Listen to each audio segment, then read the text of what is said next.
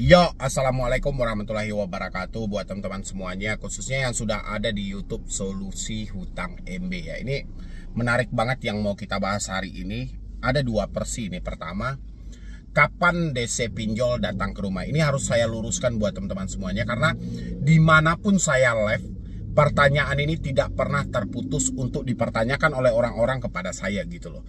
Yang kedua adalah, setelah DC datang ke rumah, ini ada beberapa kasus juga, debt collector sudah berkunjung ke rumah dia, sudah datang ke rumah dia dari pinjol-pinjol legal ya, mungkin dari Akulaku, dari Kredivo, Kredit Pintar dan lain sebagainya ya.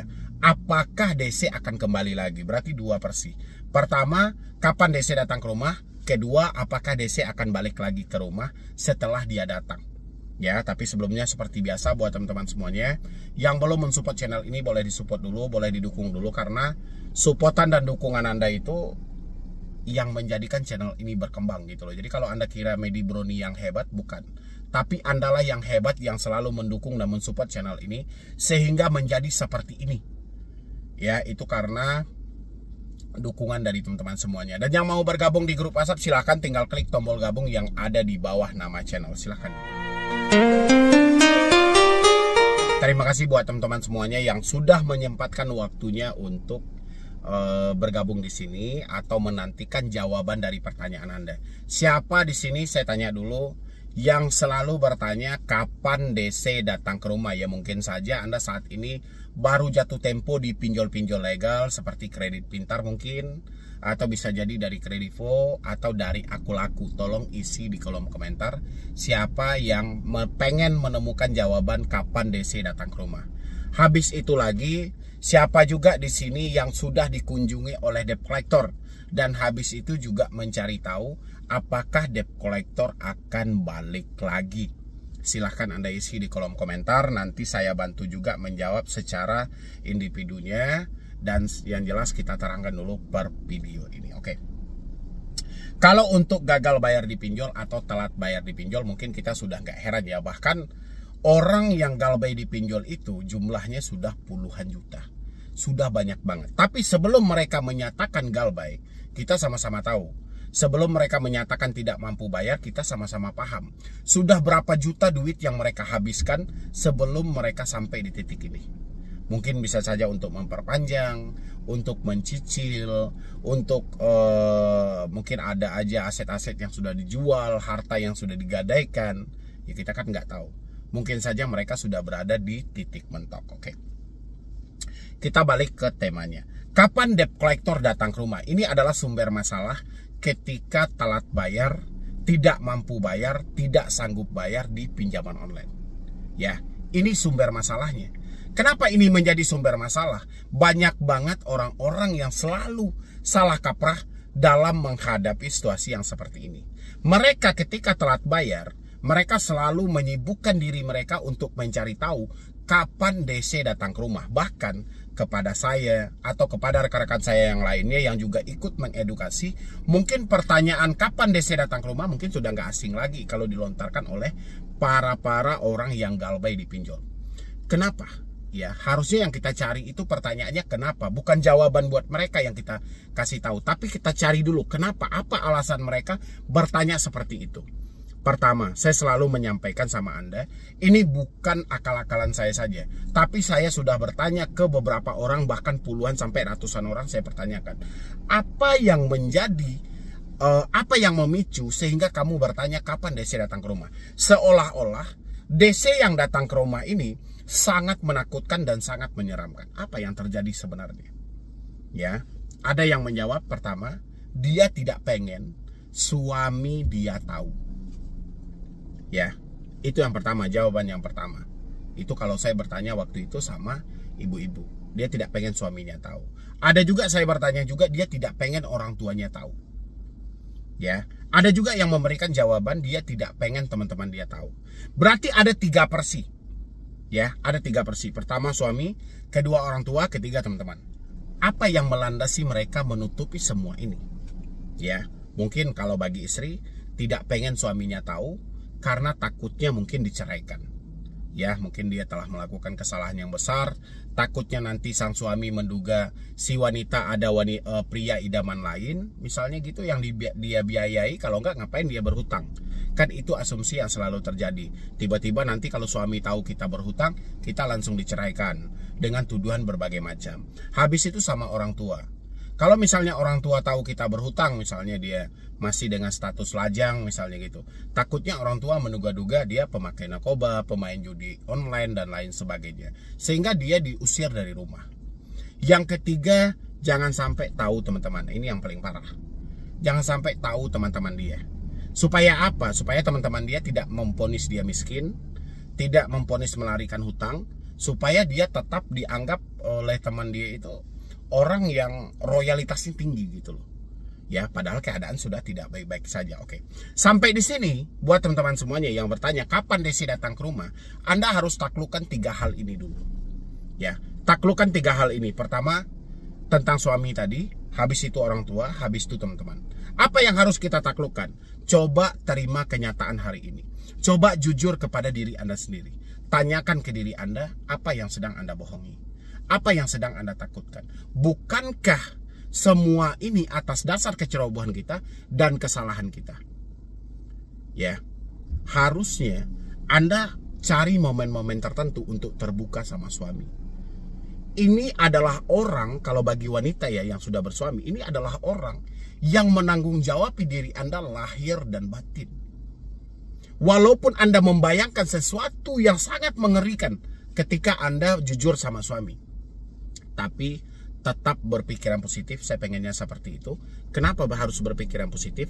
Apapun kesalahan yang terjadi sama istri, tidak terlepas dari kesalahan suami. Ya, di banyak kasus pernah saya tanyakan, kenapa Anda melakukan hal ini? Kenapa Anda tidak minta sama suami? Gaji suami pas-pasan, sementara ada biaya dengan jumlah yang besar yang harus dia keluarkan. Mungkin untuk biaya kuliah anak, biaya sekolah anak, kebutuhan sehari-hari, tidak bisa dielakkan. Kalau dia minta sama suami, besar kemungkinan akan terjadi pertengkaran. Daripada terjadi pertengkaran, si istri mengambil inisiatif meminjam di pinjol. Dengan anggapan si istri pinjam pinjol ini sama dengan pinjam bank. Ya, pinjamnya 10.000, balikinnya 10.500. Ternyata tidak. Pinjam 10.000, balikinnya 17.000. Akhirnya si istri ada ketidaksanggupan karena mengingat uang pas-pasan yang diberikan suami. Akhirnya terjadi apa? Terjadilah gali lubang tutup lubang. Akhirnya membesar. Ya, ini yang dicemaskan. Tapi buat si istri, saya pengen Anda jujur dan terbuka. Apapun itu risikonya nanti. Ya, yang jelas Anda percaya aja, fakta tidak seburuk yang Anda bayangkan. Dengan Anda jujur sama suami, Anda akan membuang satu kalimat, kapan Desi datang ke rumah. Begitu juga dengan orang tua. Cari momen-momen tertentu, Anda harus cerita sama orang tua. Banyak alasan di luar sana menyampaikan, orang tua saya nggak bisa bang. Orang tua saya nggak bisa kagetan. Orang tua saya ada riwayat jantung dan segala macam. Ingat buat teman-teman semuanya, hidup dan mati seseorang itu di tangan yang maha kuasa. Bukan karena masalah Anda. Jadi jangan Anda kait-kaitkan orang tua Anda akan meninggal kalau ketahuan masalah Anda gak ada hubungannya. Justru orang tua Anda akan parah jantungannya kalau tiba-tiba ada debt collector yang datang ke rumah. Ya, makanya lebih baik dia tahu dari Anda, itu menyakitkan tapi dia menemukan jawaban. Daripada dia tahu dari orang lain tanpa Anda yang memberitahu. Ya, cari momen-momen tertentu untuk jujur sama suami dan orang tua. Habis itu sama teman dekat. Ini persetan soal teman dekat. Nggak peduli. Kalau memang iya ada teman dekat Anda, ya teman yang menemani Anda ketika susah, harusnya Anda tidak terjebak dong di dunia pinjol. Hutang 1 juta, 2 juta, kalau memang ada teman Anda kan bisa saling bantu. Kan kita di Indonesia ini saling gotong royong, kebersamaan. Ya, jadi teman yang Anda bela-bela itu, teman yang takut memvonis Anda miskin itu bukan teman yang layak untuk Anda jadikan teman yang akrab banget gitu loh. Anda harus pikirkan matang-matang. Ngapain Anda harus bersandiwara hanya menutupi bahwa Anda jangan sampai disampaikan miskin. Padahal fakta memang Anda miskin, duit sudah tidak ada. Apalagi yang mau disandiwarakan, otomatis akan menjadi beban berat bagi diri Anda. Ya, ini teman ini baik teman kantor maupun siapapun. Bahkan ada lagi saya tambahin ya. Jangan sampai Desi datang ke kantor dan menelpon ke kantor. Takutnya saya dipecat, Bang. Takutnya saya diberhentikan, Bang. Satu-satunya kerjaan saya cuma ini. Oke, saya paham. Mencari pekerjaan memang sulit. Mencari pekerjaan tidak semudah yang kita bayangkan. Tapi ingat, siapapun Anda, dimanapun Anda bekerja hari ini, Anda sadari bahwa rezeki yang ada hari ini itu dari Yang Maha Kuasa, ya. Itu karena Tuhan menitipkan rezeki Anda melalui perusahaan itu. Bukan karena ijazahmu tamatan fakultas tinggi, ya. Bukan gelarmu yang tinggi, bukan pendidikanmu yang tinggi, tidak. Itu hanya sebatas persyaratan. Tapi rezeki yang sebenarnya Tuhan menitipkan melalui perusahaan itu. Jadi Anda nggak perlu khawatir. Sekarang Anda percaya, kalau memang masih ada rezekimu di perusahaan itu, mau masalah sebesar apapun, kamu tidak akan dikeluarkan dari perusahaan itu. Tapi kalau rezekimu sudah tidak ada masalah sama sekali, tiba-tiba kamu meminta resign dan kamu dipecat. Ya, contoh kasus COVID kemarin. Nggak ada masalah pinjol. Ya, tapi karena rezekimu di sana, tiba-tiba terjadi pengurangan karyawan. Kamu salah satunya. Ya, ini sadari buat teman-teman semuanya. Habis itu baru Anda balik lagi. Kapan Desi datang ke rumah? Tidak ada satu orang pun yang tahu. Ya, kapan Desi datang ke rumah? Itu hanya soal internal antara pelaku usaha jasa keuangan dan debt collector yang ditugaskan ke lapangan. Ya, Anda berharap saya menjawab, atau ada di luar sana orang yang bisa menjawab? Pantas kita pertanyakan kapasitas dia. Kenapa dia bisa tahu persis kapan Desi datang ke rumah? Ya, ini orang bertanya bukan di satu daerah. Orang bertanya bukan di satu provinsi, tapi ada di puluhan provinsi di Indonesia ini. Ya, dia bertanya. Dan orang itu hafal persis. Debt collector akan datang jam sekian dan tanggal sekian. Di daerah sana. Saya rasa nggak ada orang yang tahu. Itu rahasia internal antara debt collector dengan si pinjolnya.